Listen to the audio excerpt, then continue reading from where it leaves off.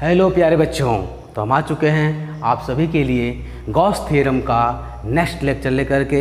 इस लेक्चर में हम लोग गॉस थ्योरम को थोड़ा डिस्कस करेंगे और साथ ही साथ हमारा मेन फोकस होगा एप्लीकेशन ऑफ गॉस थ्योरम के उपयोग क्या है, एप्लीकेशन क्या है।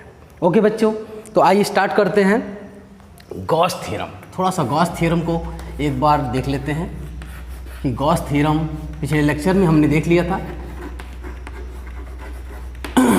तो गॉस थ्योरम क्या कहता है? गॉस थ्योरम कहता है कि अगर कोई भी क्लोज सरफेस है, अगर कोई क्लोज सरफेस है या इसी को हम लोग गॉसियन सरफेस कहते हैं, और इसके अंदर कोई आवेश Q है, क्या है? Q है, तो इससे कितनी फ्लक्सेस पास करेंगी, कितनी विद्युत फ्लक्स पास करेगा, वह हो जाता है phi equal to Q upon epsilon 0। Q upon epsilon 0। Okay, यह होता है गॉस थ्योरम। इसको हम लोगों ने पिछले लेक्चर में प्रूव भी किया था। अब यहाँ कुछ पॉइंट्स आपको और जानना है इसमें। पहला पॉइंट तो यह है कि Gauss theorem number of fluxes को तो बता देता है कितने फ्लक्स हैं। साथ ही साथ इसमें कुछ कन्वेंशन है कि अगर कोई गॉसियन पृष्ठ है उसके अंदर पॉजिटिव चार्ज है, अगर पॉजिटिव चार्ज है तो विद्युत बल रेखाएं किधर जाएंगी बच्चों? बाहर की ओर जाएंगी। किधर जाएंगी? बाहर की ओर जाएंगी। ओके, तो पृष्ठ से बाहर की ओर जाती हुई प्रतीत होंगी या बाहर जाएंगी विद्युत बल रेखाएं या फ्लक्स इसी को बोलेंगे। तो फ्लक्सेस कहाँ होंगी?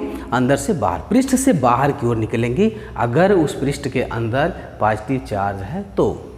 लेकिन अगर ये निगेटिव चार्ज हो जाए तो विद्युत फ्लक्स क्या होगा? अंदर की ओर जाती हुई प्रतीत होंगी। ओके, अंदर की ओर। तो यहाँ से ये बात समझ में आती है कि अगर किसी बंद पृष्ठ में पॉजिटिव चार्ज है तो फ्लक्स क्या होंगी? बाहर की ओर निकलेंगी, और अगर नेगेटिव चार्ज है तो विद्युत फ्लक्स क्या होगा? अंदर की ओर होगा। एक कन्वेंशन लिया जाता है कि अगर किसी बंद पृष्ठ से विद्युत फ्लक्स क्या हो रही है? बाहर की तरफ निकल रही है, तब उस फ्लक्स को हम लोग लेते हैं पॉजिटिव। क्या लेते हैं? पॉजिटिव फ्लक्स लेते हैं, फ्लक्स लेते हैं। अगर ये क्या हो? आउटवर्ड हो, आउटवर्ड डायरेक्शन में हो।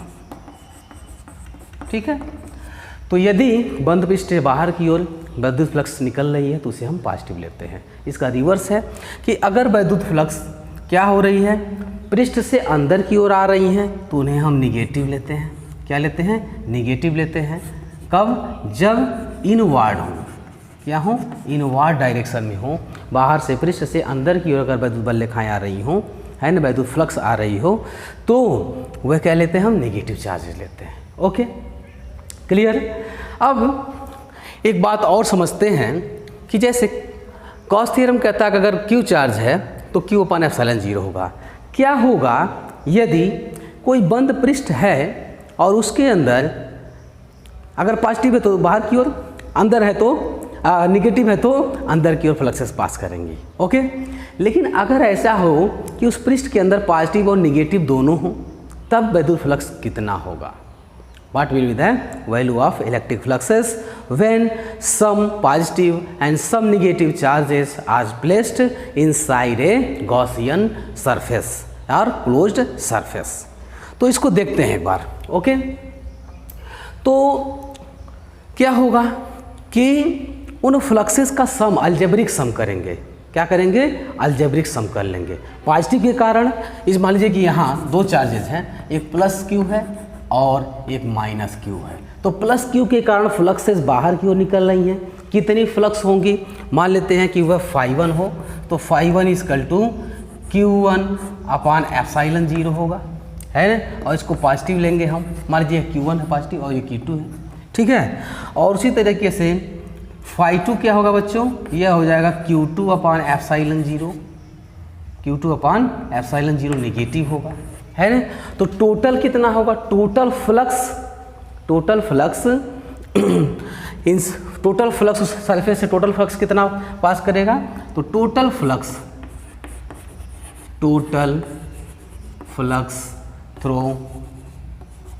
थ्रू गॉसियन सरफेस, है ना। तो ये फाई इजकल टू क्या होगा बच्चों, phi equal to phi 1 plus phi 2, लेकिन अंतर क्या है, ये तो पॉजिटिव होगा, ये हो जाएगा Q1 अपान एप्सिलॉन 0 और माइनस Q2 अपान एप्सिलॉन 0, या ये हो जाएगा 1 upon epsilon 0 Q1 minus Q2। यानी यहाँ से कंक्लूजन निकलता है कि अगर पॉजिटिव नेगेटिव चार्जेस हों तो उन चार्जेस का अलजेब्रिक सम कर लीजिए और फिर एप्सिलॉन 0 का भाग दे दीजिए और वही आ जाएगा net flux through that Gaussian surface. Okay, अगर मान लेते हैं कि कोई बंद पृष्ठ है, यह कोई बंद पृष्ठ है, इसके अंदर प्लस Q1 है, प्लस Q2 है, माइनस Q1 है, प्लस Q3 है ना, माइनस Q4 है। इस तरीके से डिफरेंट चार्जेस हैं, some are positive some are negative. Then what will be the value of net flux passing through this Gaussian surface, है ना। तो जो पॉजिटिव के कारण बाहर की तरफ जाती हुई फ्लक्सेस, नेगेटिव के कारण नेगेटिव चार्ज के कारण अंदर आती हुई फ्लक्सेस, तो सबके कारण परिणामी वैद्युत फ्लक्स कितना होगा, आइए देखते हैं। तो जैसा कि अभी करके दिखाया हमने, उसी आधार पे हम कहेंगे कि net flux through the Gaussian surface. बच्चों इंग्लिश ज़्यादा लिख रहे हैं, बट ये है कि आप एक्सप्लेन तो हिंदी में कर रहे हैं और आप समझ सकते हैं। ओके, आपकी बुक्स हिंदी में अवेलेबल हैं, कॉन्सेप्ट आपको समझ में आ जाता है तो लैंग्वेज की कोई मैटर नहीं करता है। ओके, तो net flux through the Gaussian surface के बारे में कल बताया था मैंने नेक्स्ट पिछले लेक्चर में कि गॉसियन लेक्चर क्या होता है, गॉसियन सरफेस क्या होता है। गॉसियन सरफेस क्या है, एक इमेजिनरी सरफेस है जिसके अंदर कोई चार्ज स्थिर होता है। ओके, तो गॉसियन सरफेस के लिए क्या हो जाएगा, फाई इजकल टू क्या हो जाएगा, फाई इजकल टू क्या हो जाएगा बच्चों, 1 अपान एप्सिलॉन 0 और सारे चार्जेस का अलजेब्रिक सम करिए। तो क्या किया हमने, इसको पॉजिटिव Q1 पॉजिटिव है, Q2 पॉजिटिव है, Q2 पॉजिटिव है, Q1 Q2 Q3 Q4, इसको Q5 ले लेते हैं। ओके, और Q3 क्या रखा हमने, पॉजिटिव ले रखा है, ठीक है। Q4 को नेगेटिव ले रखा है, इसको भी नेगेटिव, Q5 को नेगेटिव ले रखा है। ओके, तो ये हो गया 1 upon epsilon 0 algebraic sum of Q, ठीक है, दिस इज फाई E। तो यहाँ से रिजल्ट हमें प्राप्त होता है, क्या रिजल्ट प्राप्त होता है कि बहुत सारे चार्जेस हैं, पॉजिटिव है नेगेटिव है, किसी सरफेस के अंदर बंद है, तो नेट फ्लक्स क्या होगा, the total algebraic sum of all charges divided by epsilon 0, that will be the net electric flux passing through the Gaussian surface. Clear? आइए, इतनी बात बतानी थी हमें और हमने बता दिया है, आपके समझ में आ गया होगा। अब हम लोग अगले पड़ाव की ओर चलते हैं। इस चैप्टर के अगले स्टेप में गॉस थ्योरम को हम समझ चुके हैं, अब गॉस थ्योरम के एप्लीकेशन पार्ट पर हम लोग फोकस करेंगे। ओके, गॉस थ्योरम का application of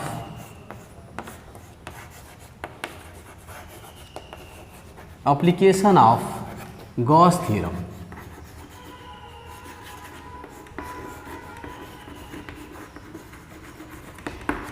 application of Gauss theorem, देखिए गॉस थ्योरम का उपयोग करके हम पिछले 2 लेक्चर से ही हम इस बात को बार बार जिक्र कर रहे हैं कि गॉस थ्योरम का एप्लीकेशन करके हम क्या करते हैं, डिफरेंट शेप के जो चार्जेस हैं, डिफरेंट शेप के ऑब्जेक्ट होंगे जो कि आवेशित होंगे और उनके कारण हम उसके आसपास कोई बिंदु है, कोई पॉइंट है, तो उस पर हम वैद्युत क्षेत्र की तीव्रता निकाल सकते हैं। ठीक है, क्यों गॉस थ्योरम उपयोग होता है, क्योंकि पिछले चैप्टर में तो हमने सिर्फ एक पॉइंट के कारण वैद्युत क्षेत्र की तीव्रता निकालना सीखा था, बहुत किया था हमने, तो अलग अलग बहुत सारे चार्जेस, पॉइंट चार्जेस हैं, तो उनके कारण क्या होगा, उनका सुपरपोजिशन के दौरान निकाला था।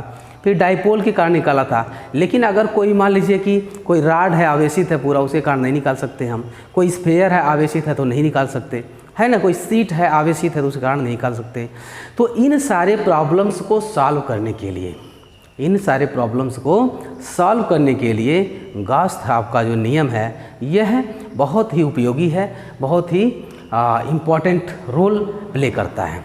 Okay, so now we will focus the application part of Gauss theorem. सबसे पहला एप्लीकेशन है, उसकी तरफ चलते हैं। सबसे पहला एप्लीकेशन है, फर्स्ट एप्लीकेशन इज कि हमारे पास एक इनफाइनाइट लेंथ का रॉड है। क्या है हमारे पास? एक इनफाइनाइट लेंथ का रॉड है और वो क्या है? चार्ज्ड है। सपोज कि यह पॉजिटिव चार्ज है। कैसा है बच्चों? पॉजिटिव चार्ज है। यह पूरी तरीके से आवेशित है, पॉजिटिव चार्ज्ड है, ठीक है। अब इसके पास में मान लीजिए कि स्मॉल r डिस्टेंस पर कोई पॉइंट P है। क्या है? पॉइंट P है। इस पर वैद्युत क्षेत्र की तीव्रता क्या होगी, इसे निकालना है, ठीक है। तो आवर नेक्स्ट टॉपिक है, our this very first topic is electric field due to a infinite length charged wire. अनंत लंबाई का एक आवेशित तार है, उसके कारण वैद्युत क्षेत्र की तीव्रता कितनी होगी? This is the first application of Gauss theorem. Let see, let understand. आइए समझते हैं कैसे क्या करेंगे। ओके, तो हम लोग मान लेते हैं लेट कि जो इसकी लंबाई है, इसकी लंबाई मान लेते हैं कि L है। L लेंथ तक हम ले लेते हैं इसको, L लेंथ है और L लेंथ तक टोटल आवेश क्या है? Q चार्ज है, ठीक है। तो L लेंथ में टोटल Q चार्ज है और L लेंथ, L पूरी लंबाई में टोटल आवेश कितना Q है। तो total charge on length L equal to क्या है? Q है। तो L लेंथ में Q है तो यूनिट लेंथ में कितना होगा? सो चार्ज पर यूनिट लेंथ में कितना होगा बच्चों? ये होगा Q बाई L कूलम, ठीक है। और इसी को किसी भी तार के एकांक लंबाई का जो आवेश होता है, एकांक लंबाई में जो आवेश होता है उसको हम बोलते हैं इसका लीनियर चार्ज डेंसिटी। क्या बोलते हैं बच्चों? Linear charge density. Linear charge density, रेखी आवेश घनत्व। आवेश का रेखी घनत्व है ना, आवेश का रेखी घनत्व, इसको Q बाई L के, और इसको हम लोग लिखते हैं लैम्डा से। किससे लिखते हैं? लैम्डा। तो lambda equal to Q by L coulomb प्रति मीटर। क्लियर? तो हमारे पास बहुत ही लंबा तार है, उसका L लेंथ सिर्फ हमने लिया और उससे हमको उस वायर से R डिस्टेंस पर एक पॉइंट दे दिया गया। इस पॉइंट पर वैद्युत क्षेत्र की तीव्रता कितनी होगी इसे हमें पता करना है। तो हमने मान लिया कि L लेंथ की लंबाई तक टोटल आवेश Q है, तो एकांक लंबाई तक क्या हो जाएगा? Q बाई L हो जाएगा। और इसी को हम लोग कहते हैं जो है आवेश का रेखी घनत्व। आवेश का रेखी घनत्व, linear charge density. Linear charge density. Okay बच्चे, आवेश का रेखी घनत्व, दिस इज वेरी इंपॉर्टेंट, इसको समझना आपको।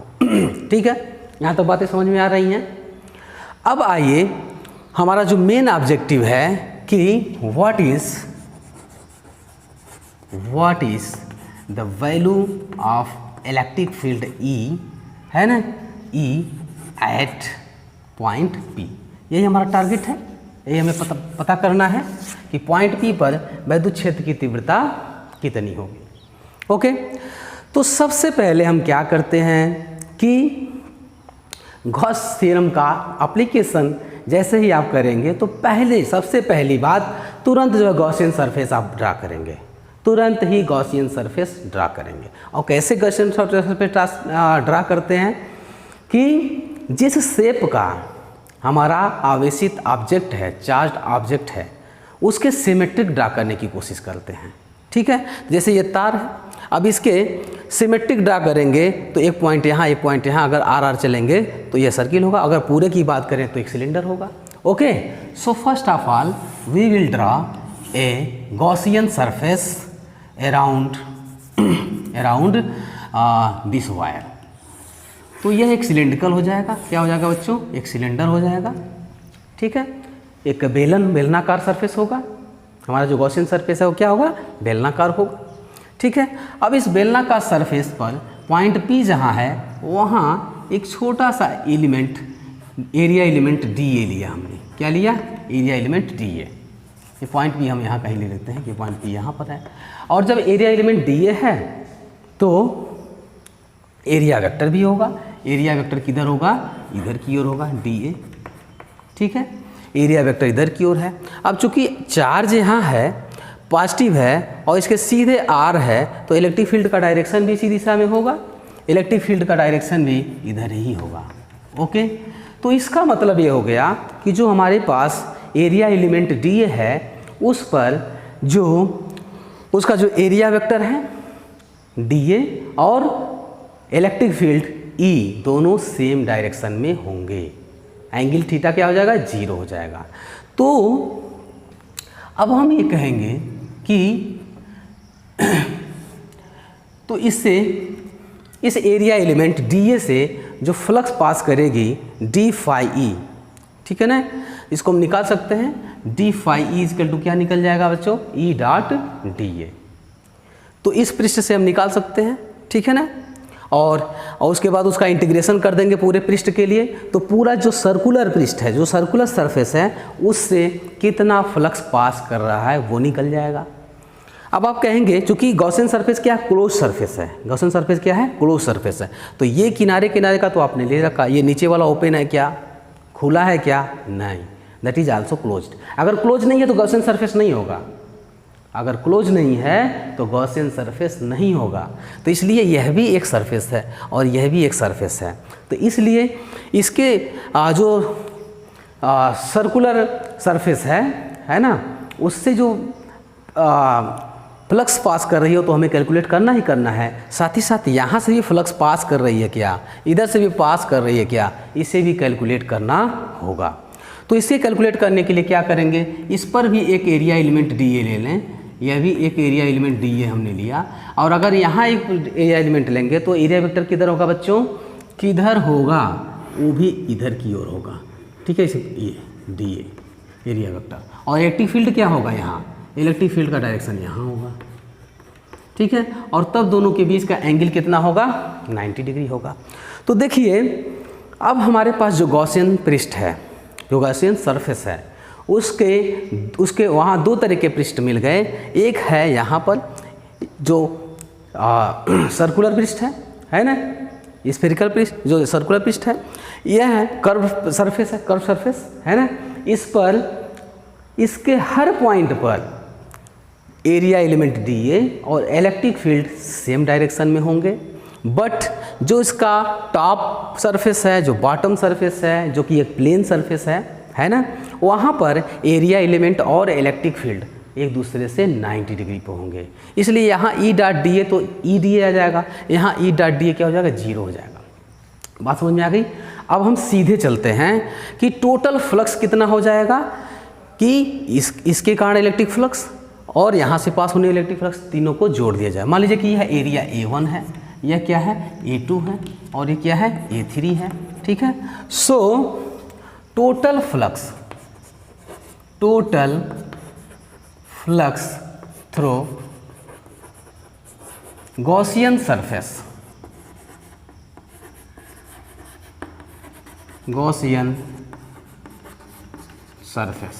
क्या हो जाएगा बच्चों? इसको लिखेंगे हम लोग phi is equal to close surface integration of E dot D A. और यह क्या हो जाएगा, इसको हम कितनी बार कर लेंगे, पहले इसके, तो यह A1 के एलांग करें हम लोग ई डॉट डी ए प्लस A2 के एलांग भी इसको इंटीग्रेट करेंगे ई डॉट डी ए A2 के लिए plus integration of okay A3 के एलांग इसको इंटीग्रेट करेंगे ई डॉट डी ए। तो देखिए बच्चों, इसको शॉर्ट में चलते हैं हम लोग। देखिए यहाँ पर A1 के लिए तो DA और E क्या है, दोनों के बीच 0 है, तो E डॉट DA E हो जाएगा। लेकिन ये दोनों क्या होंगे, ये दोनों क्या हो जाएंगे 0, ये भी क्या हो जाएगा 0, ठीक है। क्योंकि यहाँ भी अगर यहाँ कोई एरिया एलिमेंट लेंगे तो उसका एरिया वेक्टर किधर आएगा, यहाँ आएगा DA, और इलेक्ट्रिक फील्ड किधर जाएगा, इधर आएगा। तो यहाँ भी 90 डिग्री है तो E डॉट DA, ठीक है, E DA cos 90 होगा तो 0 हो जाएगा। तो इसलिए इसे नोट कर लीजिए इतना, ओके, क्योंकि अब मुझे मिटाना पड़ेगा, ठीक है। तो यहाँ पर हमारे पास वैद्युत flux phi E equal to हो गया, इसका इंटीग्रेशन शिफ्ट करेंगे तो यह हो जाएगा integration of E D A cos 0, बाकी सब तो 0 हो जाएंगे, प्लस 0 कर सकते हैं आप, ओके। तो ये तो 1 हो गया, तो E को बाहर निकाल लीजिए, तो E यहाँ आ गया, इंटीग्रेशन ऑफ DA है ना, ये A1 है, ठीक है। तो ये हो गया E इंटू A1 के, तो फाई ई इजकल टू हो गया E इंटू A1 के। दिस इज क्वेश्चन 1, ये क्वेश्चन 1 हो गया, ओके। अब आइए आगे बढ़ते हैं। ये फ्लक्स आ गया, इस पूरे गॉसियन सरफेस से इतना फ्लक्स पास करेगा बाय कैलकुलेशन के द्वारा हमने इसे देखा है। लेकिन अगर गॉस साहब से पूछा जाए, गॉस थ्योरम के द्वारा देखा जाए कि कितना फ्लक्स पास करेगा, तो क्या होगा देखिए, तो but from Gauss theorem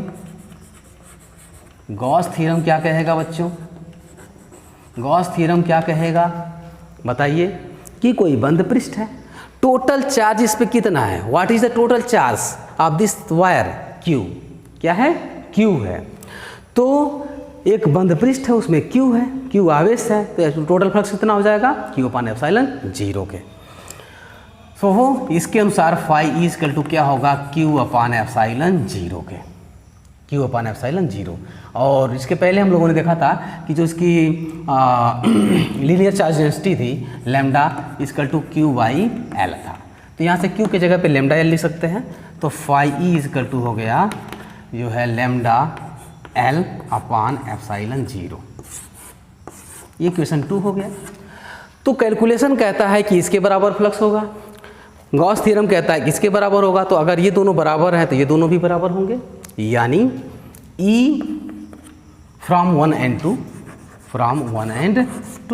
from equation 1 and 2 इन दोनों से क्या हो जाएगा, E into A1 equal to lambda L/ε0, lambda L/ε0। तो अब हम लोग A1 क्या होगा, चूँकि एक सिलेंडर है, इसका रेडियस क्या है R है, और इसकी लंबाई कितनी है बच्चों, लेंथ L ले रखा हमने, है ना। तो 2πr इंटू L के, तो यह हो गया E 2πr into L equal to lambda L/ε0। तो L से L कैंसिल हो गया, तो यहाँ से E बराबर क्या आ गया, यहाँ से E बराबर आ गया हमारा 1/2πε0 लैम्डा/r के, लैम्डा/r के। या इसी को थोड़ा सा जो हमारा स्टैंडर्ड फॉर्म है 1/4πε0 उस रूप में भी लिख सकते हैं हम लोग। तो इसको 2 का ऊपर नीचे गुणा कर दिया जाए तो 1/4πε0 2 λ/r के। यही हो गया किसी भी अनंत लंबाई का आवेशित चार्ज है, ठीक है, जिसका चार्ज डेंसिटी जो है लीनियर चार्ज डेंसिटी पता हो, लैम्डा, क्या पता हो, लैम्डा। जो तार है उसके रेखीय आवेश घनत्व जो है वह लैम्डा अगर है तो, और उससे r डिस्टेंस पर अगर कोई पॉइंट है तो उस पॉइंट पर वैद्युत क्षेत्र की तीव्रता क्या होगी, 1/4πε0 2 lambda by r, 2 lambda by r, 1/4πε0 2 lambda by r के। ओके, और उसका डायरेक्शन क्या होगा? देखिए, अगर ये पॉजिटिव चार्ज है तो इलेक्ट्रिक फील्ड का डायरेक्शन क्या होगा? दूर की ओर होगा। लेकिन अगर यही निगेटिव चार्ज होता तो अंदर की ओर होता। ओके, तो इसको वेक्टर फॉर्म में भी लिख सकते हैं हम लोग। E इक्वल टू हो जाएगा 1/4πε0 2 lambda by R, unit vector एक लिख देते हैं, है ना, आर, ऐसे। ठीक है, जहाँ यूनिट वेक्टर आर क्या रिप्रेजेंट करता है? It is a unit vector which है ना, whose direction is away from the surface, surface से बाहर की ओर है। ओके, अगर निगेटिव रहेगा तो अंदर की ओर होगा। ओके, तो इतनी बातें आपको समझ में आ गई। ठीक है, अब जो है इसको नोट कर लीजिए, वीडियो को पॉज करके आप इसे नोट कर सकते हैं। This is our required equation, इसे याद रखना होगा। ओके, और इस इक्वेशन से एक रिजल्ट हम लोग देखते हैं, क्योंकि क्या आ गया? E इक्वल टू आ गया 1/4πε0 और 2 लैम्डा बाई आर के, 2 लैम्डा बाई आर के। यहाँ से देखते हैं कि जो वायर है, वायर के पास अगर हम उससे दूर जा रहे हैं तो जैसे जैसे 1/r के प्रोपोर्शनल है, electric field due to the wire is inversely proportional to 1/r के। तो अगर इसको हम ग्राफ में प्लाट करें, ठीक है, इधर हम r प्लाट करें, इधर इलेक्ट्रिक फील्ड प्लाट करें, तो इसका ग्राफ कुछ इस तरीके से आएगा। ओके, इसका ग्राफ कुछ इस तरीके से आएगा। एक बार फिर से ड्रा करते हैं थोड़ा। ठीक है, कुछ इस तरीके से इसका ग्राफ आएगा। ओके, ठीक है, तो इस तरीके से this is our first topic. पहला एप्लीकेशन था कि अगर अनंत लंबाई का कोई तार है, उसकी चार्ज डेंसिटी पता हो, लैम्डा पता हो, तो उससे r डिस्टेंस पर कोई भी पॉइंट अगर दिया गया है तो उस पॉइंट पर इलेक्ट्रिक फील्ड की इंटेंसिटी क्या होगी उस वायर के कारण? 1/, एक बार अपने आप से सोचें, कितना होगा? 1/4πε0 2 लैम्डा बाई आर। किसी किसी किताब में 1/2πε0 लैम्डा बाई आर करता है, तो वो भी सही है। क्योंकि 1/4πε0 क्यों रखा हम लोगों ने? क्योंकि इसको हम लोग हमें बराबर पहले चैप्टर से लेके चल रहे हैं कूलॉम के अनुसार। ओके, तो आ रहा समझ में? आगे बढ़ा जाए। ठीक, तो नाउ द सेकेंड एप्लीकेशन, दूसरा एप्लीकेशन है कि हमारे पास एक अनंत लंबाई की शीट है, ऐसे एक शीट है। ठीक है, एक इनफाइनाइट लेंथ की शीट है, चार्ज्ड है, आवेशित अनंत लंबाई, अनंत चौड़ाई की एक शीट है। ठीक है ना, उसके कारण किसी पॉइंट पर वैद्युत क्षेत्र की तीव्रता निकालना है। ठीक है, तो electric field due to a infinite area, infinitely large charge sheet. Okay, कोई अनंत विस्तार वाली प्लेन है, ठीक है, उसके कारण वैद्युत क्षेत्र की तीव्रता कितनी होगी? आइए इसको पहले ड्रा करते हैं, फिर इसको कैलकुलेट करेंगे।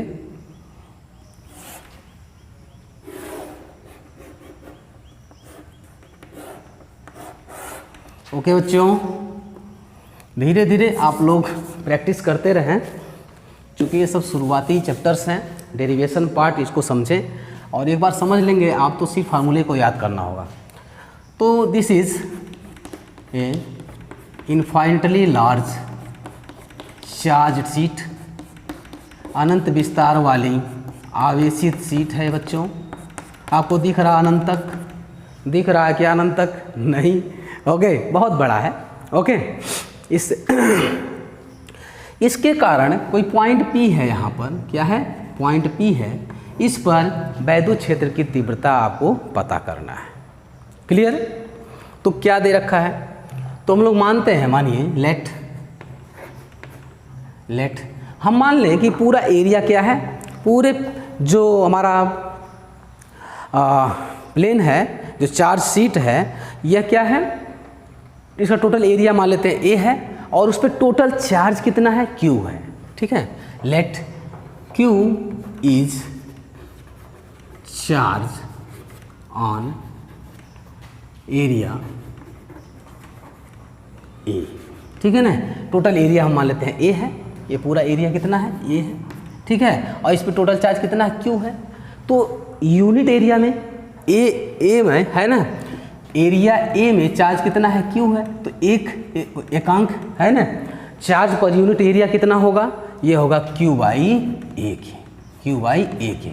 और इसको नाम देते हैं हम लोग कि the charge per unit area is called area charge density, है ना, एरिया चार्ज डेंसिटी, ठीक है। इसको कहते हैं एरिया चार्ज डेंसिटी, आवेश का पृष्ठ घनत्व, ठीक है। और इसको हम लोग लिखते हैं सिग्मा से, sigma is equal to Q/A, Q/A, इसको याद रखिएगा, कूलाम पर मीटर स्क्वायर। और अनंत लंबाई वाले तार में क्या था, वो था लीनियर चार्ज डेंसिटी, आवेश का रेखीय घनत्व, ठीक है। ये क्या है, आवेश का पृष्ठ घनत्व, इसको लिखते हैं आवेश का पृष्ठ घनत्व, आवेश का पृष्ठ घनत्व। ओके, तो इतनी बातें समझ आ गई। हमारे पास चार्ज शीट है, ठीक है, एक समान रूप से आवेशित है, ठीक है। टोटल एरिया A है, मान लेते हैं आवेश कितना है, टोटल Q है, तो एरिया A में टोटल Q है, तो 1 यूनिट एरिया में कितना होगा, Q/A के। और इसी को क्या बोलेंगे हम लोग, चार्ज डेंसिटी बोलेंगे, है ना, सरफेस चार्ज डेंसिटी बोलेंगे इसको, आवेश का पृष्ठ घनत्व कहते हैं। Clear, okay. अब हमें क्या करना है, we have to find out the electric field E at point P, ये हमारा ऑब्जेक्टिव है, ठीक है। E एट P पर कोई इलेक्ट्रिक फील्ड कितना होगा, ठीक है। तो थोड़ी सी इसको मिटाते हैं हम, ओके, इसे मिटा लेते हैं, आप नोट कर लीजिएगा, ओके। इसे हम यहाँ कहीं लिख देते हैं, sigma is equal to Q/A। Clear, इसको 1 भी बना सकते हैं आप, है ना। तो इस पॉइंट को हम लोग ड्रा करेंगे, मान लेते हैं, थोड़ा सा नज़दीक लेते हैं इसको, ये पॉइंट यहाँ कहीं है, ठीक है। तो इस पॉइंट को पॉइंट्स से हो करके सबसे पहला काम क्या करते हैं हम लोग, गॉसियन सरफेस ड्रा करते हैं। क्या करते हैं, गॉसियन सरफेस ड्रा करते हैं। तो इस केस में कैसा गॉसियन सरफेस ड्रा किया जाए, इस केस में एक ऐसा गॉसियन सरफेस ड्रा करेंगे हम लोग जो कि सिलेंड्रिकल होगा, और यह पृष्ठ क्या है, यह पृष्ठ इसके पैरेलल है। और चूंकि यह आवेश का सीट है, आवेशित सीट है, तो जितना इलेक्ट्रिक फील्ड इधर होगा उतना ही इलेक्ट्रिक फील्ड इधर होगा। तो ये पॉइंट P हमने ले रखा है, इसके अपोजिट अगर यहाँ से इसका डिस्टेंस R है, अगर इसकी दूरी क्या है R है, तो उतना ही दूरी पर एक दूसरा सिमेट्रिक पॉइंट हमें मिलेगा, एक दूसरा सिमेट्रिक पॉइंट मिलेगा जिसको हम बोलेंगे P', क्या बोलेंगे, P', ठीक है। तो ये हमारे पास एक गॉसियन सरफेस मिला, ठीक है। We draw a Gaussian surface which is passing through this point, कौन सा पॉइंट, जिस पे वैद्युत क्षेत्र की तीव्रता आपको पता करना है। और जब हमने इसको ड्रा किया, इसको कैसा किया, एक सिलेंडर का ड्रा किया, तो जितना एरिया ये है उतना ही एरिया इसके पृष्ठ पे आ रहा है, और इसके सिमेट्रिक ही इसके इधर भी एक गॉसियन सरफेस ड्रा किया। ये टोटल, यह जो एक सिलेंडर मिला हमें, एक सरफेस यह है, एक सरफेस यह है, ये चूँकि सर्किल है ना, और ये क्या है, एक सिलेंडर है ये। तो ये टोटल एक गॉसियन सरफेस हो गया, ओके। और जैसे ही गॉसियन सरफेस बनेगा हम लोग वैद्युत फ्लक्स का कैलकुलेशन कर सकते हैं, ओके। तो अगर यहाँ पर हम इस पॉइंट की बात करें, यहाँ पर जो एरिया एलिमेंट, अगर छोटा सा एलिमेंट एरिया लें हम लोग, तो DA एरिया एलिमेंट क्या होगा, इधर की ओर होगा। इलेक्ट्रिक फील्ड का डायरेक्शन भी इधर ही होगा, इलेक्ट्रिक फील्ड का भी डायरेक्शन इधर ही होगा, ओके, दोनों एक होंगे। उसी तरीके से यहाँ भी होगा, ठीक है। यहाँ भी इस पॉइंट P' पर, P' यहाँ लिख दिया हमने, यहाँ पर एरिया इलेक्ट्रिक फील्ड E भी इधर ही होगा, और एरिया वेक्टर DA भी इधर ही होगा, ओके। बाकी ये जो सरफेस है, जो कर्व सरफेस है, इस पर अगर कोई एरिया एलिमेंट यहाँ लेंगे हम, तो इसका एरिया वेक्टर इधर होगा, डी ए क्या होगा, इधर होगा। और इलेक्ट्रिक फील्ड क्या होगा बच्चों, इलेक्ट्रिक फील्ड किस डायरेक्शन में होगा, इलेक्ट्रिक फील्ड इस डायरेक्शन में यहाँ होगा, तो इसके बीच 90 डिग्री होगा। उसी तरीके से बाकी कहीं भी लेंगे तो एरिया वेक्टर और इलेक्ट्रिक फील्ड के बीच में 90 डिग्री होगा। यानी अब हमारे पास जो सिलेंडर है वह पिछला वाला जो एग्जाम्पल था, पिछले वाला जो एप्लीकेशन था उसका रिवर्स हो गया। उसमें जो कर्व्ड सरफेस था उसमें एरिया वेक्टर और इलेक्ट्रिक फील्ड एक दूसरे के समांतर थे, लेकिन जो प्लेन सरफेस ऊपर और नीचे था वो 90 डिग्री था। यहाँ क्या है, प्लेन सरफेस वाला, तो प्लेन सरफेस वाले पॉइंट पर इलेक्ट्रिक फील्ड और एरिया वेक्टर तो सेम डायरेक्शन में है, बट कर्व्ड वाले में 90 डिग्री हो गए। तो अब अगर इंटीग्रेशन लेंगे, अब अगर हम फ्लक्स का कैलकुलेशन करेंगे तो इन दोनों के कारण तो फ्लक्स मिलेगा, क्योंकि इधर से फ्लक्स इधर जा रही है, इधर से इधर जा रही है, तो फ्लक्स मिलेगा। लेकिन क्या इधर से फ्लक्स बाकी कर्व्ड वाले में फ्लक्स पास कर रही है, नहीं, ठीक है, तो जीरो हो जाएगा। और ऐसे भी कैलकुलेशन से भी आप देख रहे हैं ई डॉट डी ए करेंगे तो जीरो हो जाएगा, ठीक है। तो बस अब सीधे आते हैं। सो total flux through Gaussian surface,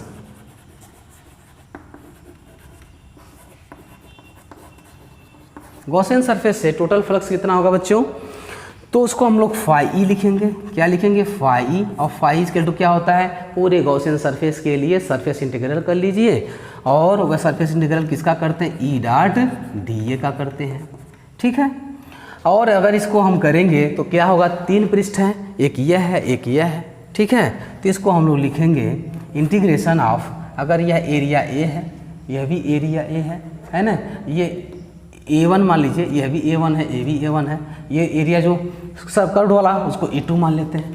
तो A1 के लिए आप करिए A1 ई डॉट डी ए है ना, प्लस इसका भी जोड़ दीजिए, ये भी हो जाएगा A1 ई डॉट डी ए, ओके बच्चों, प्लस A2 के लिए भी आप इंटीग्रेशन करिए ई डॉट डी ए के। तो देखिए बच्चों, इसको शॉर्ट में हम लोग चलेंगे। यहाँ देखिए इन दोनों के लिए तो ये दोनों बराबर भी हैं, और दोनों जो है क्या होंगे, जीरो पे होंगे। काश थीटा इक्वल टू क्या हो जाएगा, जीरो हो जाएगा। तो ये 2 टाइम्स हो जाएगा, 2 times of E dot D A, E dot D A, और प्लस ये तो कितना हो जाएगा, ये हो जाएगा, इसको जीरो कर लेते हैं क्योंकि 90 डिग्री पे है, ठीक है। और इसको हम लोग और आगे लेके चलें तो 2 times of E D A cos theta है ना, तो ई को बाहर इधर ला दिया हमने, है ना, और कास जीरो हो जाएगा, कर लेते हैं ई डी ए कास जीरो, तो कास जीरो का मान 1 हो जाता है। तो शायद आपको दिख रहा कि नहीं दिख रहा, यह हो जाएगा 2 टाइम्स ऑफ ई को बाहर निकालिए, इंटीग्रेशन ऑफ डी ए हो जाएगा, बराबर क्या होगा बच्चों, 2 times of E into D A करेंगे। यह A1 के लिए कर रहे हैं ना, A1 के लिए कर रहे हैं ना, A1 के लिए कर रहे हैं ना, तो यह हो जाएगा ये A1 के, किसको हो जाएगा, A1 के। क्लियर, यहाँ तक नोट कर लीजिए। तो flux phi E equal to क्या आ गया, flux phi E equal to हो गया 2E इंटू A1 के, 2E इंटू A1 के। क्लियर, 2E इंटू A1 के। इसको नोट कर लीजिए, मिटा दें, ओके। तो बच्चों हमारे कैलकुलेशन से क्या आया, क्या आ गया बच्चों, आ गया हमारे पास फाई ई इजकल टू आ गया, फाई ई इजकल टू आ गया 2E A1 के, ठीक है। फिगर हमने मिटा दिया है, आप देख लीजिएगा उसको, ठीक है। तो ये इक्वेशन 1 हो गया। अभी इसको ऐसे ही रखते हैं हम लोग, इक्वेशन 1 था, ये इक्वेशन 2 कर लीजिए, इसको इक्वेशन 2 कर लीजिए। नाउ फिर वही चीज़, ये तो आया कैलकुलेशन से, गॉस थ्योरम से अगर पूछा जाए तो कितना होगा फ्लक्स, तो नाउ फ्रॉम गॉस थ्योरम,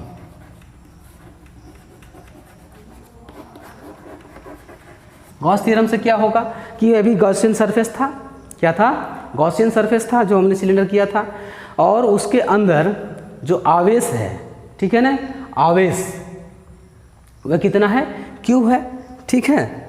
तो तब फाई इजकल टू क्या हो जाएगा बच्चों, फाई इजकल टू Q/ε0 पे, और Q के जगह पे हम क्या लिख सकते हैं, लैम्डा इंटू A1 के, ठीक है। चूँकि A1 है ना, उसका एरिया क्या हो जाएगा A1 के, तो ये हो जाएगा लैम्डा।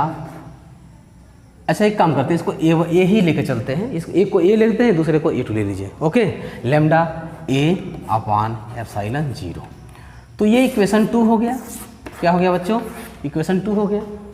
अब दोनों अगर इधर बराबर है तो ये दोनों बराबर हो गए, सेम वही चीज़, तो इसलिए from equation 1 and 2, from equation 1 and 2 दोनों से क्या होगा बच्चों कि हमारे पास 2EA equal to lambda A upon epsilon 0, lambda A upon epsilon 0, okay okay. ठीक है ठीक है ठीक है। Sigma, okay okay, sigma A, एक मिनट, ये सिग्मा है, सिग्मा A अपान एप्सिलॉन 0, ठीक है। सिग्मा A, तो A से A क्या हो गया, कैंसिल हो गया, तो यहाँ से E इक्वल टू क्या हो गया बच्चों, सिग्मा अपान 2 एप्सिलॉन 0, सिग्मा अपान 2 एप्सिलॉन 0। तो यही आ गया, दिस इज आवर रिक्वायर्ड। ये 3 इक्वेशन 3 हो गया, equation 4, this is required equation, ठीक है ना।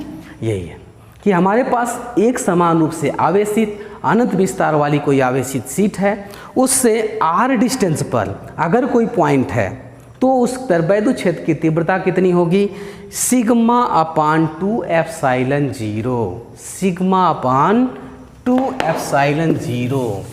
जरा गौर से देखें, सी सीरियसली, है ना, सी सीरियसली, थोड़ा सा गंभीरता से देखें तो सीट से, जो सीट थी हमारी, जैसे सीट थी, इससे r डिस्टेंस पर ये पॉइंट P था, इस पे वैद्युत क्षेत्र की तीव्रता है। यहाँ r का कोई टर्म आ रहा है क्या, यहाँ पर जो इक्वेशन आया, जो वैद्युत क्षेत्र की तीव्रता का फार्मूला आया, उसमें r का कोई टर्म आ रहा है क्या, है क्या, नहीं है।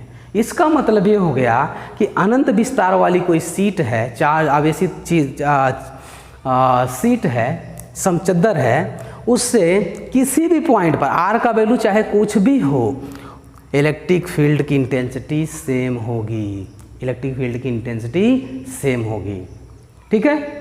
लेकिन इसमें भी एक लिमिटेशन है कि वह पॉइंट नियरली उसके मिडिल में होना चाहिए, बहुत दूर नहीं, मतलब यहाँ कहीं, यहाँ हो, यहाँ हो, बहुत किनारे पे जाएंगे तो ये फार्मूला वहाँ पर लागू नहीं होता है, बट नियरली मिडिल पॉइंट में अगर हैं तो चाहे वह पॉइंट यहाँ हो, चाहे यहाँ हो, चाहे यहाँ हो, चाहे कहीं भी हो, whatever be the value of r, the intensity of the electric field remain same, okay, clear, it is clear, yes. तो यहाँ तक बातें आपकी समझ में आ गई। तो अब तक हम लोगों ने गॉस थ्योरम के 2 पॉइंट्स को डिस्कस किया। कितने पॉइंट्स को, 2 पॉइंट को डिस्कस किया। पहला है कि कोई भी अनंत लंबाई वाला, कोई अनंत लंबाई वाला जो है तार है, जिसका लीनियर चार्ज डेंसिटी लैम्डा है, उससे स्मॉल r डिस्टेंस पे कोई पॉइंट P है, तब वहाँ वैद्युत क्षेत्र की तीव्रता क्या आ गई बच्चों, 1/4 पाई एप्सिलॉन 0 2 लैम्डा अपान r, 2 लैम्डा अपान r की, ठीक है।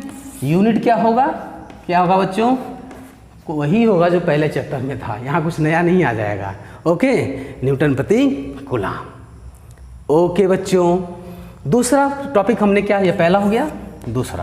दूसरा क्या किया हमने, कोई इनफाइनाइट डायमेंशन का आवेशित शीट था, ठीक है, इससे स्मॉल r दूरी पर कोई पॉइंट P हमने लिया, इस पे वैद्युत क्षेत्र की तीव्रता कितनी आ गई, कितनी आई बच्चों, अगर इसका यहाँ पर क्या है, लीनियर चार्ज डेंसिटी था, यहाँ पर क्या था, सरफेस चार्ज डेंसिटी सिग्मा अगर है, तो ये आ गया था सिग्मा अपान 2 एप्सिलॉन 0। मात्रक क्या होगा, क्या होगा मात्रक, न्यूटन प्रति कूलम, कुछ नया नहीं है ना, कुछ नया नहीं आएगा, ठीक है, न्यूटन प्रति कूलम, क्लियर है ना, यस, ठीक है। तो यहाँ तक कंप्लीट होता है। एक छोटा सा पॉइंट रह गया, उसे बता देते हैं, फिर आज का ये लेक्चर यहीं क्लोज करेंगे हम लोग। आगे और भी एप्लीकेशन अगले वीडियो में हम लोग गॉस थ्योरम के कुछ और एप्लीकेशन लेकर के आएंगे, ठीक है ना, और उसे भी इसी तरीके से अच्छे से हम लोग समझेंगे। ओके, वैद्युत फ्लक्स का यूनिट और डायमेंशन, ठीक है ना, ये छूट गया था पॉइंट, ठीक है ना, एक बार देख लेते हैं। देखिए जो वैद्युत फ्लक्स होती है फाई ई इक्वल टू क्या हो जाता है बच्चों, ई ए कॉस थीटा, ठीक है ना। इसका डायमेंशन और यूनिट क्या होता है वैद्युत फ्लक्स का जो है इलेक्ट्रिक फ्लक्स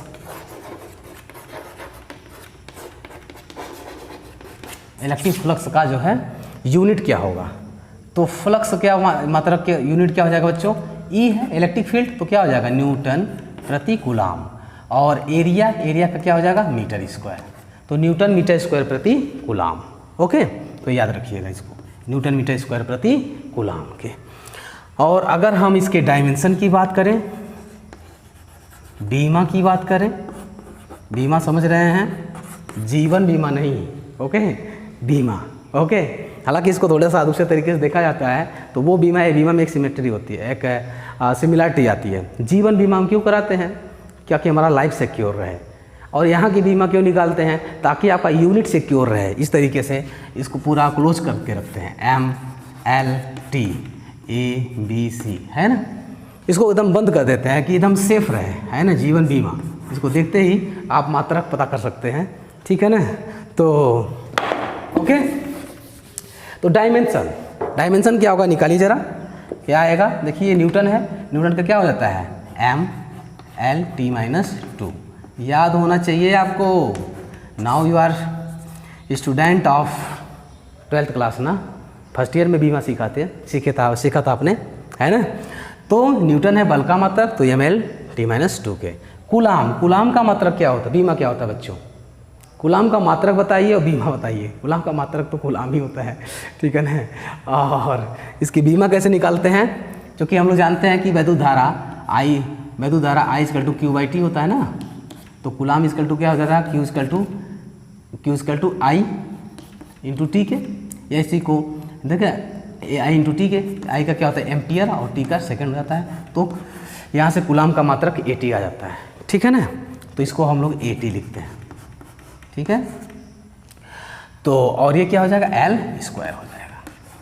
अब क्या हो गया देखिए जरा, ML स्क्वायर और ये है, तो M हो गया, L क्यूब हो गया, और T पे -2 यहाँ है, एक ऊपर भी जाएगा तो -3 हो जाएगा, और A ऊपर जाएगा तो -1 हो जाएगा। तो यह इसका डायमेंशन आ गया, ठीक है।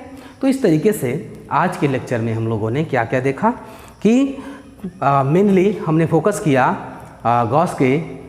गॉस के नियम का एप्लीकेशन अनंत लंबाई के तार के लिए और अनंत विस्तार वाले आवेशित चार्ट शीट के लिए, ठीक है। और साथ ही साथ वैद्युत फ्लक्स का बीमा और मात्रक भी देख लिया हम लोगों ने, और ये भी देखा कि शुरुआत में हमने डिस्कस किया था कि गॉसियन सरफेस से बाहर अगर कोई पॉजिटिव चार्ज है तो बाहर की ओर फ्लक्स जाएगी, अगर नेगेटिव चार्ज है तो अंदर की ओर आएगी। बाहर जाती हुई फ्लक्सेस को पॉजिटिव लेते हैं, अंदर आती हुई फ्लक्सेस को नेगेटिव लेते हैं। ओके, तो बस आज इतना ही। अच्छे से पढ़ाई करिए, मेहनत करिए, है ना, और हमारे वीडियोस आपको अच्छे लग रहे हों, आपको कुछ सीखने को मिल रहा हो, तो हमारा यही रिक्वेस्ट रहेगा कि लाइक करें, शेयर करें, सब्सक्राइब करें अपने मित्रों के साथ, अपने कलीग के साथ, ताकि हमारा चैनल और भी अच्छे से हम इसको शुरू कर सकें और पूरी एनर्जी के साथ आपको जो है अपना अधिक से अधिक आउटपुट दिया जा सके। ओके बच्चों, see you again in the next lecture. Okay.